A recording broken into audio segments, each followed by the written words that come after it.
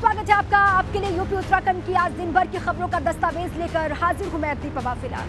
10 के दस्तावेज में आज हम आपको बताएंगे आखिर अचानक मुख्यमंत्री योगी आदित्यनाथ से मिलने के लिए सीएम हाउस क्यों पहुंचे अखिलेश यादव के चाचा रामगोपाल यादव। बात होगी चित्रकूट में भाजपा के प्रशिक्षण शिविर से 2024 का चुनाव जीतने के लिए निकले भाजपा के PMDY फॉर्मूले की, जिसे डिकोड किया है डिप्टी सीएम केशव प्रसाद मौर्य ने। लेकिन 10 का दस्तावेज में सबसे पहले बात कानपुर हिंसा के आरोपी हाजी वसी पर चले अदालत के चाबुक की।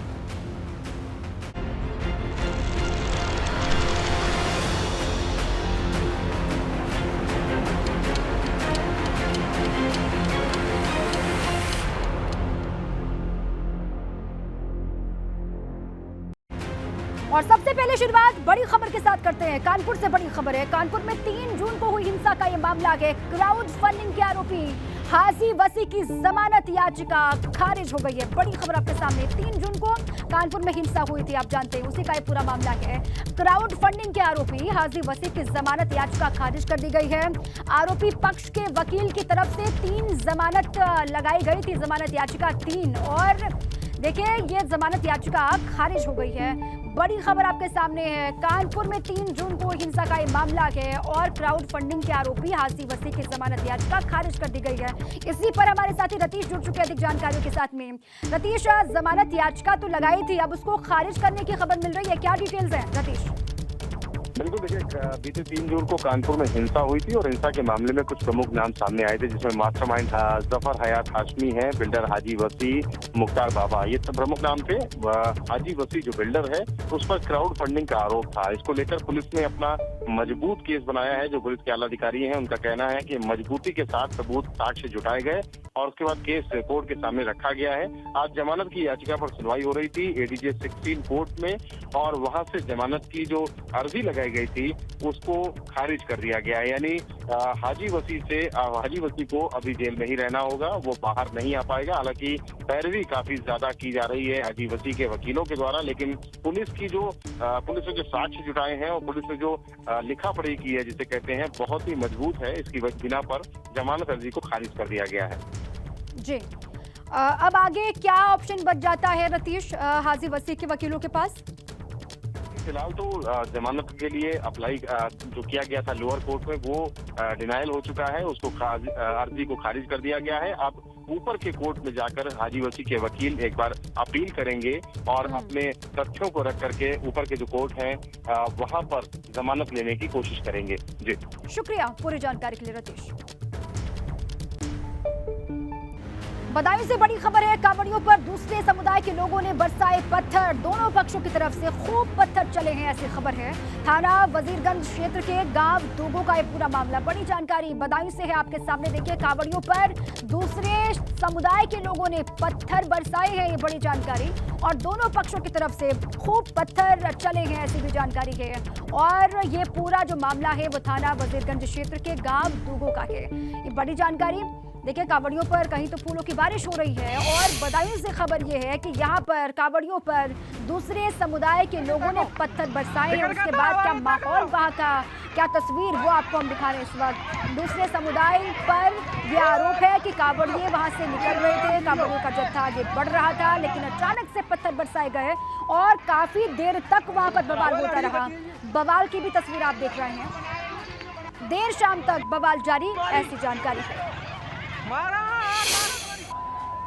ग्राम दूगो पहुंचने पर उनके द्वारा वहां पर अपने टोली को रोक करके और डांस और डीजे बजाने लगे।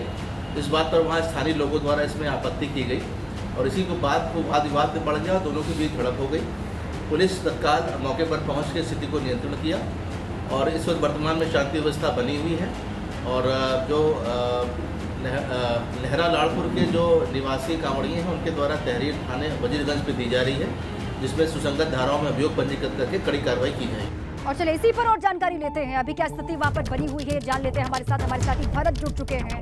भरत, अभी तो ताजा स्थिति क्या है वहां पर, उसका अपडेट दें, और साथ ही ये भी जरूर बताएं कि आखिर ये पथराव वहां पर किया क्यों गया, क्या वजह बताई जा रही है? देखिए, मैं बताऊं, ये मामला थाना वजीरगंज के दुगो गांव का मामला है। यहाँ पर लहरा लाड़पुर गांव के कुछ कांवड़िए थे जो गुलड़िया के मंदिर में जल चढ़ाकर लौट रहे थे, तो वहां पर वो रुककर अपना डीजे बजा रहे थे और वहां पर अपना नाच गाना कर रहे थे। इस पर जो थी दूसरे पक्ष के, जो दूसरे समुदाय के लोग थे, उन लोगों ने आपत्ति दर्ज की और इसी बात को लेकर बात इतनी बढ़ गई कि वहां पर पथराव हो गया और आपस में बहुत ज्यादा मारपीट हुई।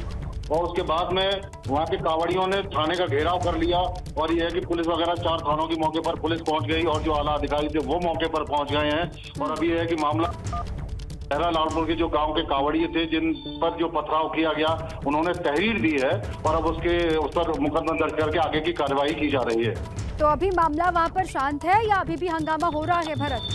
नहीं, अब मामला शांत है। तहरीर देने के बाद जब मुकदमा दर्ज होने की हो गई है तो उसके बाद यह है कि मामला अब शांत है पूरी तरीके से। शुक्रिया, नजर बना के रखें। शुक्रिया आपका पूरी जानकारी के लिए। आगे बढ़ते हैं। समाजवादी पार्टी के राष्ट्रीय महासचिव और राज्यसभा सदस्य प्रोफेसर रामगोपाल यादव ने आज लखनऊ में मुख्यमंत्री योगी आदित्यनाथ से उनके सरकारी आवास पर 5 कालिदास मार्ग पर जाकर के मुलाकात की और कहा यह जा रहा है कि पार्टी के कार्यकर्ताओं के ऊपर लगातार जो मुकदमे दर्ज हो रहे हैं, इसके अलावा एटा में पार्टी के पूर्व विधायक के ऊपर जो कार्रवाई की गई है, इन सब मुद्दों को लेकर उन्होंने मुख्यमंत्री योगी आदित्यनाथ से मुलाकात की और साथ ही एक पत्र भी उन्हें सौंपा है। तकरीबन मुख्यमंत्री से उनकी 22 मिनट की मुलाकात हुई है, ये खबर है। प्रोफेसर रामगोपाल यादव चुपचाप मुख्यमंत्री आवास पहुंचे थे और पिछले गेट से वो बाहर भी निकल गए। समाजवादी पार्टी के राष्ट्रीय महासचिव राज्यसभा सदस्य प्रोफेसर रामगोपाल यादव आज मुख्यमंत्री आवास पहुंचे और मुख्यमंत्री योगी आदित्यनाथ से उन्होंने शिष्टाचार मुलाकात की। तकरीबन 7:30 बजे प्रोफेसर रामगोपाल यादव यहां पहुंचे थे, उस गेट से, सामने जो आपको गेट दिख रहा है, और उसके बाद 20 मिनट वो तकरीबन मुख्यमंत्री आवास में रहे और कहा जा रहा है कि मुलाकात की उन्होंने और कुछ समस्याएं हैं उनके क्षेत्र की हैं, कुछ पार्टी के कार्यकर्ताओं की दिक्कतें हैं, उन सारी चीज़ों को लेकर आज प्रोफेसर रामगोपाल यादव ने ये मुलाकात की है। और कहा जा रहा है कि पार्टी कार्यकर्ताओं के ऊपर तमाम जगहों पर मुकदमे लगाए गए हैं, उसको लेकर उन्होंने बात की है और कुछ जो समस्याएं हैं, ख़ासतौर से जो उनके क्षेत्र में कुछ योजनाएं जो चल रही वो रुकी पड़ी हैं, उन सारी चीज़ों को लेकर मुख्यमंत्री से बात की है। कैमरा जीतन के साथ अनुभव शुक्ला, एबी गंगा, लखनऊ। वहीं समाजवादी पार्टी ने दोनों ही नेताओं की मुलाकात पर ट्वीट करके जानकारी दी है। क्या लिखा है आपको जरा बता दें। आज समाजवादी पार्टी के प्रमुख राष्ट्रीय महासचिव प्रोफेसर रामगोपाल यादव जी ने मुख्यमंत्री श्री योगी आदित्यनाथ जी से मुलाकात की है लखनऊ में। प्रदेश भर में पिछड़ों मुसलमानों पर एक तरफा फर्जी मुकदमे दर्ज कर उनके उत्पीड़न के संदर्भ में ये बात हुई है, मुलाकात हुई है। फर्जी मुकदमों को वापस ले सरकार, ये ट्वीट है समाजवादी पार्टी का, आपको दिखा रही ऑफिशियल ट्विटर हैंडल है जिससे ट्वीट किया गया है। और ये मुलाकात में किन किन मुद्दों को लेकर बातचीत हुई है, मुलाकात का मकसद क्या है, इसको लेकर जानकारी इसमें दी गई है, क्योंकि कई तरह की बातें शुरू हो गई थी कि आखिर क्या वजह है अचानक से रामगोपाल यादव ने सीएम योगी से मुलाकात की है, इसको लेकर कई बातें, और उस पर ये सफाई दी गई है, ट्वीट के माध्यम से बताया गया है। अखिलेश यादव पर सुभाषपा अध्यक्ष ओम प्रकाश राजभर ने तंज कसते हुए कहा है कि 9 अगस्त से अखिलेश यादव जो समाजवादी पार्टी यात्रा निकालने जा रहे हैं, जिसको नाम दिया गया है पद यात्रा का, वो हमारी ही पार्टी की उपलब्धि है। राजभर ने कहा कि अखिलेश यादव झाड़ फूंक की बात करते हैं, ये उनकी हताशा और निराशा को बयां करता है।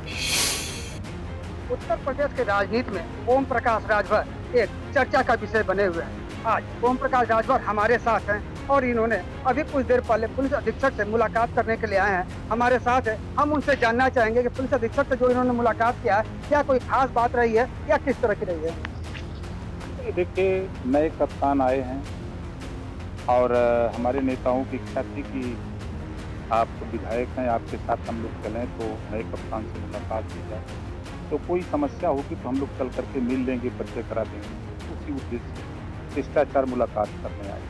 राजभर जी, अभी जैसा कि पिछले दिनों की बात किया जाए तो जैसे आपका और समाजवादी पार्टी से तलाक हुआ, तो उसके बाद अखिलेश यादव ने एक बोला कि ओम प्रकाश राजभर जी को भूत चढ़ गया है और तंत्र मंत्र की या झाड़ फूंक की जरूरत है, उसको आप किस नजरिए से रखते हैं। हताशा और निराशा है। अमेरिका में पढ़ने वाला व्यक्ति अगर झाड़ फूंक पर विश्वास करे तो ये समझ में आता है कि शिक्षा बेकार है। आज ओम प्रकाश राजभर जो प्रदेश में हालत है,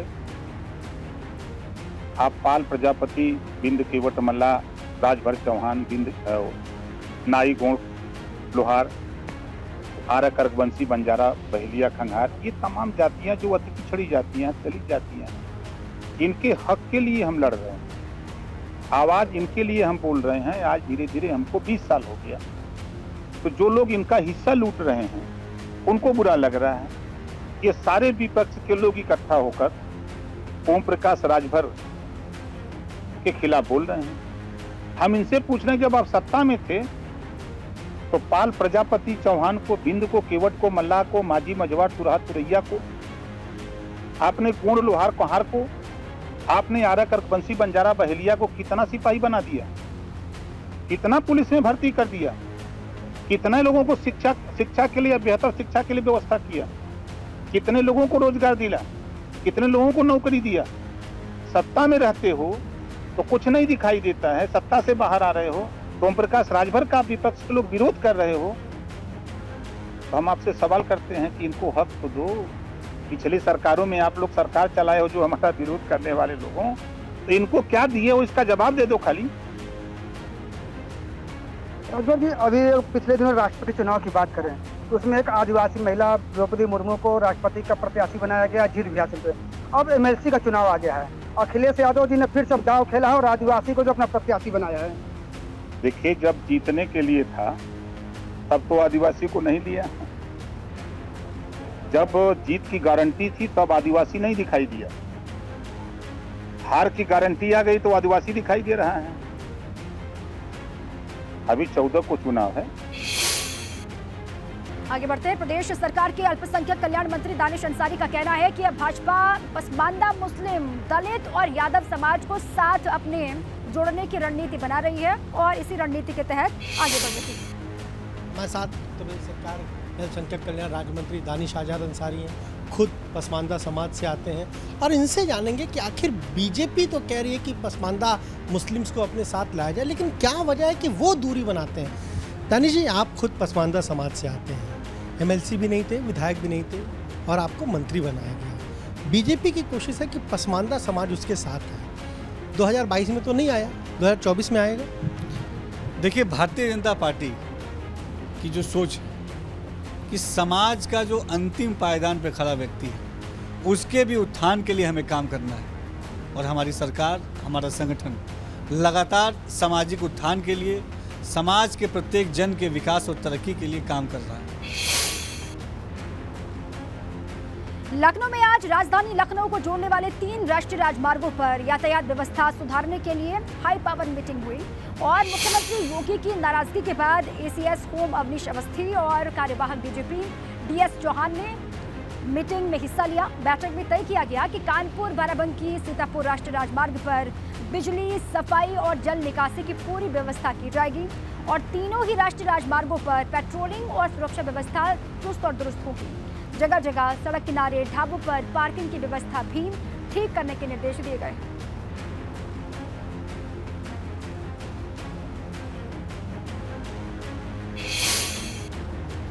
और इसी बीच रामपुर से बड़ी खबर मिल रही है, आपको रूबरू करवा दें। पूर्व मंत्री नावेद मियां आचार संहिता के उल्लंघन में दोषी करार दिए गए हैं। एमपीएमएलए कोर्ट ने सुनाई 3 महीने की सजा। ये बड़ी जानकारी रामपुर से। पूर्व मंत्री नावेद मियां आचार संहिता के उल्लंघन में दोषी करार दिए गए। एमपीएमएलए कोर्ट ने 3 महीने की सजा सुनाई है और 2015 में अजीमनगर थाने में दर्ज हुआ था केस। अंतरिम जमानत पर रिहा किए गए नावेद मियां। ये बड़ी खबर है रामपुर से इस वक्त।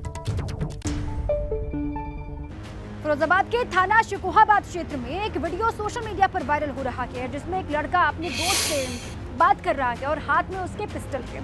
युवक का नाम लकी यादव बताया जा रहा है जो कि शंभू नगर का रहने वाला है और मामले की जानकारी लगते ही पुलिस आरोपी युवक की तलाश में जुट गई है।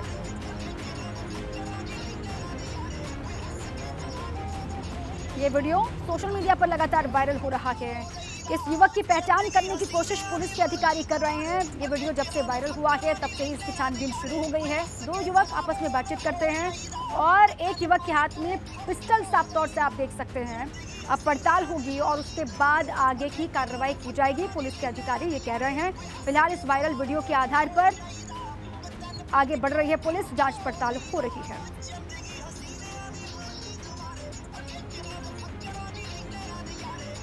दोनों ही दोस्त आपस में बातचीत करते हैं और बातचीत करते वक्त ही हाथ में पिस्टल, साफ तौर से यहाँ पर आप देख सकते हैं पुलिस कर रही है पूरे मामले की पड़ताल। जल्द होगी कार्रवाई, पुलिस का दावा है। मुरादाबाद से खबर है, डिप्टी सीएमओ ने फर्जी जन्म और मृत्यु प्रमाण पत्र बनाने वाले अज्ञात गैंग के खिलाफ सदर कोतवाली में मुकदमा दर्ज कराया है। डिप्टी सीएमओ का कहना है कि उनके सामने सत्यापन के लिए कुछ ऐसे प्रमाण पत्र पहुंचे हैं जिन पर रजिस्ट्रार के साथ ही उनके खुद के साइन तक नहीं है। ऐसे जन्म और मृत्यु प्रमाण पत्रों के जारी होने से पूरी प्रक्रिया ही सवालों के दायरे में आ गई है। दरअसल पूरा ये मामला उस समय सामने आ गया जब पासपोर्ट ऑफिस बरेली से सत्यापन करने के लिए प्रमाण पत्र मुरादाबाद पहुंचे थे और स्वास्थ्य विभाग के होश उस समय उड़ गए जब उनके सामने एक नहीं बल्कि 4 फर्जी पत्र सत्यापन के लिए पहुंचे, जिसके बाद विभाग हरकत में आ गया और तुरंत deputy CMO doctor S K Belwal ने सदर कोतवाली में अज्ञात गैंग के खिलाफ मुकदमा दर्ज करवा दिया है।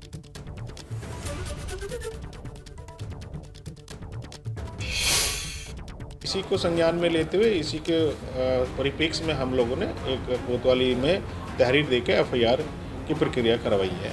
इससे पुलिस उसमें अपना नियमानुसार कार्रवाई करेगी और एविडेंस के रूप में वो सर्टिफिकेट भी हमने पुलिस को उपलब्ध करा दिए, तो वो उस पर जाँच करेगी। जाँच करने के बाद जो दोषी होगा उस पर कार्रवाई की जाएगी। इन लोगों के द्वारा पासपोर्ट लिया जा रहा था, उस संबंध में उस कार्यालय से अभिलेख प्राप्त हुए थे, जिसके आधार पर स्वास्थ्य अधिकारी के स्तर से अभियोग की प्रथम सूचना रिपोर्ट प्रेषित की गई थी। अभियोग पंजीकृत कर लिया गया है, विवेचनाधीन है। साक्ष्य के आधार पर मुजफ्फरनगर में आज हुई 1 घंटे की बरसात से सड़कें तालाब में तब्दील हो गई हैं। हर तरफ कई फीट पानी भर गया, जिसकी वजह से छुट्टी के बाद स्कूली बच्चों को भी इस पानी से गुजरकर अपने घर जाना पड़ा। बुढ़ाना तहसील क्षेत्र में आज अचानक से 1 घंटे तक जबरदस्त बारिश हुई, जिससे नगर पंचायत के विकास कार्यों की पोल भी सामने खुलकर आ गई है। बरसात से क्षेत्र के नाले चौक हो जाने के चलते सड़कें पानी से लबालब हो गई हैं। तस्वीरें भी आप देख सकते हैं। सड़कों के साथ साथ प्राथमिक विद्यालय में भी कई फीट तक पानी भर गया, जिसके चलते स्कूल की छुट्टी के बाद छात्र छात्राएं इस तरीके से घर जाने को मजबूर हुए। ये देखिए आप, कमर तक पानी है। लोगों का गुस्सा भी साफ तौर से अब उजागर हो रहा है। लोग ये कह रहे हैं कि पहले बारिश के लिए मुकम्मल इंतजामों का दावा किया जाता है, लेकिन थोड़ी सी बारिश होती है तो इस तरीके से शहर का हाल हो जाता है। खबर यह है कि 1 घंटे तक यहाँ पर जोरदार बारिश हुई और उसके बाद सड़कें तालाब में तब्दील हो गई। गाड़ियाँ किस तरीके से चल रही हैं वो भी आप देख सकते हैं। जो स्कूली बच्चे हैं, छोटे छोटे बच्चे, उनको भी जाने में मुसीबतों का सामना करना पड़ा। लोग भी परेशान हैं, स्कूली बच्चे भी परेशान हैं और नगर पंचायत के दावों की पोल खुलकर सामने आ गई। और इधर वाराणसी में गंगा के बढ़ते जलस्तर के चलते पुलिस कमिश्नर ने गंगा आरती सांकेतिक रूप से करने के निर्देश दे दिए हैं। आज दशाश्वमेध घाट पर सांकेतिक तौर पर आरती हुई, तस्वीर आपको दिखा रहे हैं। पुलिस कमिश्नर ने लोगों से अपील की है कि खुद की सुरक्षा का ख्याल रख कर के घाट किनारे जाने से जो लोग यहाँ पर पहुँच रहे हैं वो बचें, ध्यान दें।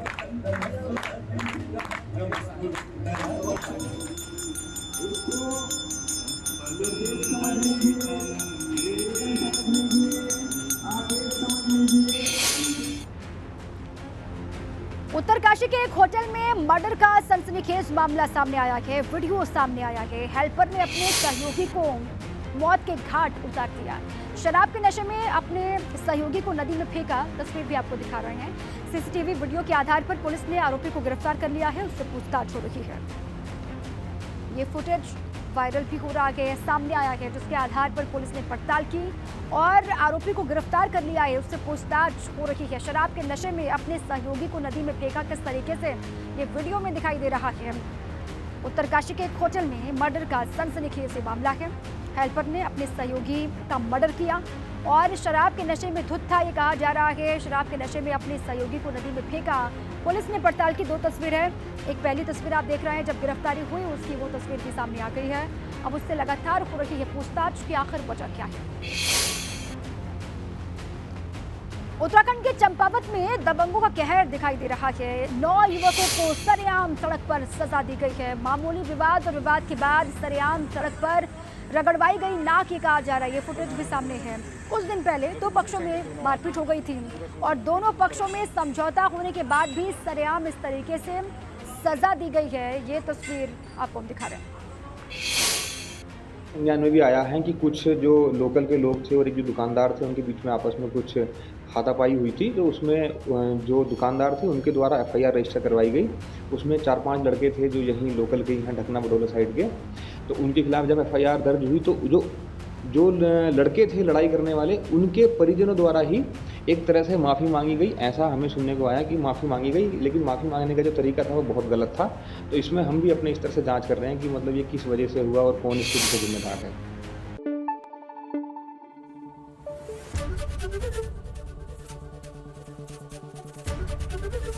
एबीपी गंगा, खबर आपकी, जुबान आपकी।